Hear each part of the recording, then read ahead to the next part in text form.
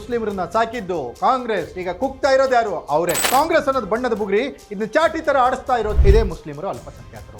ಅಲ್ಪಸಂಖ್ಯಾತರನ್ನ ಬೆಳೆಸಿ ಕಾಂಗ್ರೆಸ್ ತಪ್ಪು ಮಾಡ್ತಾ ದಾವಣಗೆರೆ ದಕ್ಷಿಣದಲ್ಲಿ ಕಾಂಗ್ರೆಸ್ ಟಿಕೆಟ್ ಕೊಡದೆ ಮುಸ್ಲಿಮರಿಗೆ ಅನ್ಯಾಯ ಮಾಡಿತ್ತು. ಯಾಕೆ ಅನ್ನೋ ಪ್ರಶ್ನೆ ಹಲವರಲ್ಲಿ ಕಾಡ್ತಾ ಇದೆ.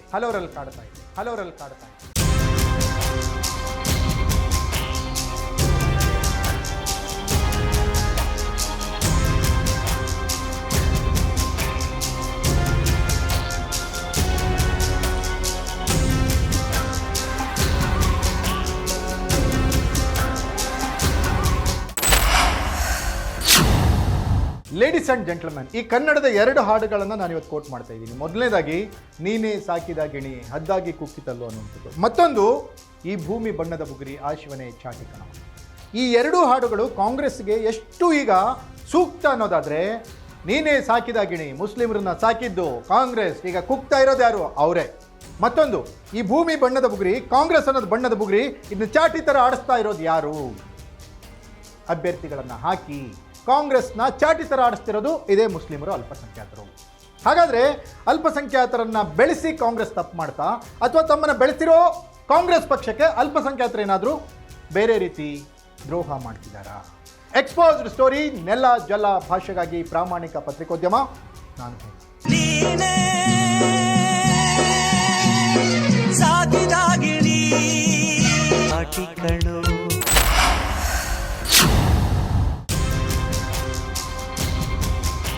ಎಸ್ ವೀಕ್ಷಕರೇ, ದಾವಣಗೆರೆಯಲ್ಲಿ ಆಗ್ತಾ ಇರುವಂಥ ಬೆಳವಣಿಗೆಗಳನ್ನು ನೋಡಿದರೆ ಕಾಂಗ್ರೆಸ್ ಸಾಕಿರುವ ಗಿಣಿ ಕಾಂಗ್ರೆಸ್ಸನ್ನು ಕುಕ್ಕಿ ಕುಕ್ಕಿ ತಿಂತಾ ಇದೆ ಅಂತ ಹೇಳಬಹುದು.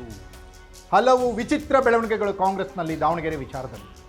ಮುಸ್ಲಿಂ ನಾಯಕತ್ವ ಒಡೆದು ಚೂರಾಗ್ತಾ ಇದೆ. ಮುಸ್ಲಿಮರಲ್ಲೂ ಬಣಗಳು ಹುಟ್ಕೊಳ್ತಾ ಇದ್ದಾವೆ. ನಾಯಕತ್ವವನ್ನು ಒಡೆದು ಆಳುವ ನೀತಿ ಶುರುವಾಗಿದೆ. ಇದು ಎಷ್ಟರ ಮಟ್ಟಿಗೆ ಅಲ್ಪಸಂಖ್ಯಾತರಿಗೆ ಮಾರಕವಾಗುತ್ತೆ? 80,000 ಮತದಾರರನ್ನು ಹೊಂದಿರುವಂತಹ ದಾವಣಗೆರೆ ದಕ್ಷಿಣದಲ್ಲಿ ಕಾಂಗ್ರೆಸ್ ಟಿಕೆಟ್ ಕೊಡದೆ ಮುಸ್ಲಿಮರಿಗೆ ಅನ್ಯಾಯ ಮಾಡಿತ್ತು. ಆದರೂ ಕೂಡ ಮುಸ್ಲಿಮರು ತಕ್ಕ ಮಟ್ಟಿಗೆ ಕಾಂಗ್ರೆಸ್ ಜೊತೆಗೆ ಹೊಂದಾಣಿಕೆ ಮಾಡಿಕೊಂಡ್ರು. ಅದು ಎಷ್ಟು ಮತಗಳಾಗಿ ಪರಿವರ್ತನೆಯಾಗುತ್ತೆ ಅನ್ನೋದು ರಿಸಲ್ಟ್ ಬಂದ ಮೇಲೆ ಗೊತ್ತಾಗುತ್ತೆ.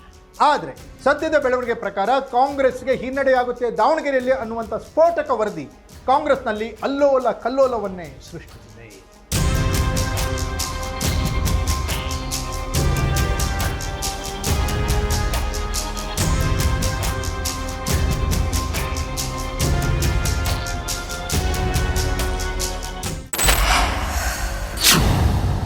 ಎಸ್ ವೀಕ್ಷಕರೇ, ಕಾಂಗ್ರೆಸ್ ಮುಸ್ಲಿಮರ ಪರವಾಗಿ ಕೆಲಸ ಮಾಡುತ್ತೆ, ಮುಸ್ಲಿಮರ ಪರವಾಗಿದೆ ಅನ್ನೋದು ಅದಕ್ಕಿರುವಂಥ ಒಂದು ಅಪವಾದ ಅಥವಾ ಬೇರೆ ಹೆಸರು.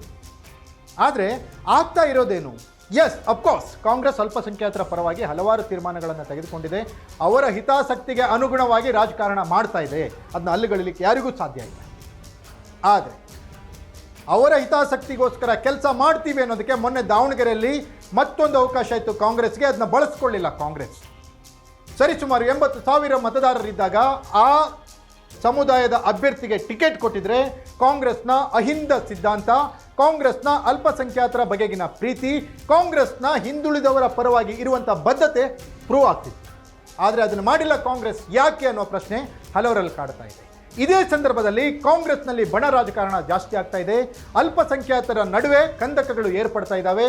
ನಾನೊಂದು ತೀರಾ ನೀನೊಂದು ತೀರಾ ಅಂತ ಇರುವಂಥ ಸಿದ್ದರಾಮಯ್ಯ ಮತ್ತು ಡಿ ಕೆ ಶಿವಕುಮಾರ್ ಅವರ ರಾಜಕೀಯ ಲಾಭಕ್ಕಾಗಿ ಅಲ್ಪಸಂಖ್ಯಾತರ ನಡುವೆ ಕಂದಕವನ್ನು ಉಂಟು ಮಾಡ್ತಾ ಇದ್ದಾರೆ ಅನ್ನೋ ಆರೋಪ ಕೇಳಿ ಬರ್ತಾ ಇದೆ. ಅಷ್ಟಕ್ಕೂ ಅಲ್ಪಸಂಖ್ಯಾತರನ್ನ ಬೆಳೆಸಿರೋ ಕಾಂಗ್ರೆಸ್ಗೆ ಅಲ್ಪಸಂಖ್ಯಾತರು ಏನಾದರೂ ದ್ರೋಹ ಮಾಡ್ತಾ ಇದ್ದಾರೆ ಅಂತ ನೋಡಿದರೆ ಇಲ್ಲ ಅನ್ನುವಂಥ ಉತ್ತರವೇ ಕಂಡುಬರುತ್ತೆ. ಅದು ಅವರ ಹಕ್ಕು, ಅದು ಅವರ ಅಸ್ಮಿತೆ, ಅದು ಅವರ ಸ್ವಾಭಿಮಾನ. ಟಿಕೆಟ್ ಕೇಳೋದು ಅವ್ರು ತಪ್ಪಲ್ಲ. ಆದರೆ ಅವರನ್ನು ಕನ್ವಿನ್ಸ್ ಮಾಡೋ ರೀತಿ ಸರಿಯಾಗಿರಲಿಲ್ಲ. ಎಸ್ ಮಲ್ಲಿಕಾರ್ಜುನ್ ಒಂದು ಹೆಜ್ಜೆ ದುರಹಂಕಾರದಿಂದ ವರ್ತಿಸಿದ್ರು. ಶಾಮನೂರು ಫ್ಯಾಮಿಲಿಗೆ ದುರಹಂಕಾರ ಅನ್ನೋದು ಬೈ ಬ್ಲಡ್ಡಲ್ಲೇ ಬಂದುಬಿಟ್ಟಿರುತ್ತೆ. ಅವರಪ್ಪನೂ ಹಂಗೆ ಹೇಳಿದರು. ಒಂದ್ಸರಿ ಮಂತ್ರಿ ಸ್ಥಾನದಿಂದ ನಿಮ್ಮನ್ನು ಕೈ ಬಿಡ್ತಾರೆ ಅಂತ ಪತ್ರಕರ್ತರು ಕೇಳಿದಾಗ ಸರ್ಕಾರ ಕೊಟ್ಟಿದ್ದು ನನಗೆ ಅಂಬಾಸಡರ್ ಕಾರ್, ಬಟ್ ನನ್ನ ಹತ್ರ ಬೆಂಜ್ ಕಾರ್ ಇದೆ, ಅದಕ್ಕಿಂತ ಚೆನ್ನಾಗಿರೋದಂತ ಹೇಳಿದ್ರು. ಅದು ಎಸ್ ಮಲ್ಲಿಕಾರ್ಜುನ್ಗೂ ದುರಂಕಾರ ಹೊಸದಲ್ಲ. ಜಮೀರ್ ಅವನ್ರು ಇಲ್ಲಿ ಬಂದು ಮಾತಾಡೋಕ್ಕೆ ಅಂತಲೂ ಹೇಳಿದರು. ಅವ್ರು ಬರದೇ ಇದ್ರು ಗೆಲ್ಲೋದು ಗೊತ್ತಿದೆ ಅಂತಲೂ ಹೇಳಿದರು. ಇನ್ನೂ ಅವರ ಮಗ ಕುಡಿ ಸಮರ್ಥ್, ಆತ ಕೂಡ ಮಾಧ್ಯಮಗಳಿಗೆ ಏನು ಬೇಕಂತ ಮಾತಾಡಿ. ಹಾಗಾಗಿ ಈ ದುರಂಕಾರದ ವರ್ತನೆಯಿಂದ ದಾವಣಗೆರೆಯಲ್ಲಿ ಕಾಂಗ್ರೆಸ್ಗೆ ಸೋಲಾಗಬಹುದೇ ಹೊರತು ಮುಸ್ಲಿಮರು ಮಾಡಿರೋ ದ್ರೋಹದಿಂದ ಅಲ್ಲ ಅನ್ನುವಂಥದ್ದು ಮತ್ತೊಂದು ಗುಂಪಿನ ಅಂಬೋಣ. ಹಾಗಾದರೆ ಕಾಂಗ್ರೆಸ್ ಇಲ್ಲಿ ಪಾಠ ಕಲಿಬೇಕಾ, ಅಲ್ಪಸಂಖ್ಯಾತರ ಪಾಠ ಕಲಿಬೇಕಾ? ಕಾದು ನೋಡಬೇಕು.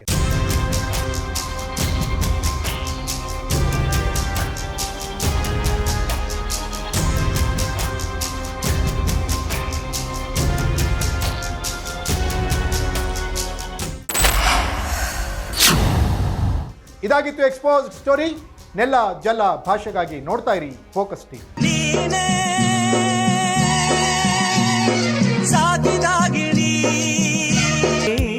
ಚಾಟಿ ಕಣು